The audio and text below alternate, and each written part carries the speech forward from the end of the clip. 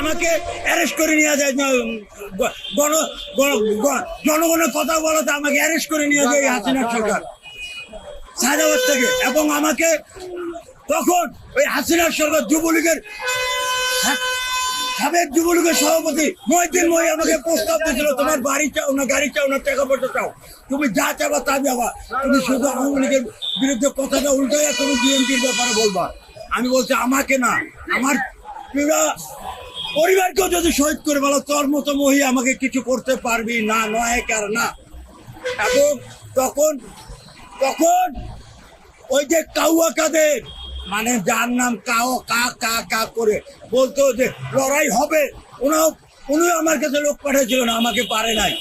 আমি ওই যে আমার সঙ্গে একজন কিছুক্ষণ আগে রাকিব ওই যে কথা বলছেন যে উনি একসঙ্গে জেল খাটছি।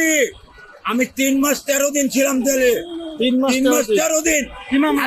মানে কারণ কি আপনাদের আমি ওই যে এই 5ই আগস্ট এই 5ই অক্টোবর এই প্রেস ক্লাবে ভাষণ দিয়েছিলাম, বক্তব্য দিয়েছিলাম, সাক্ষাৎকার দিয়েছিলাম, যা বাজারের উর্বগতি নিয়ে শেখ হাসিনার উন্নয়নের ব্যাপারে যখন কথা বলেছিলাম। তারা কি উন্নয়ন করছে? আমাদের উন্নয়ন করে নাই, তাদের পকেট উন্নয়ন করছিল বলছিলাম।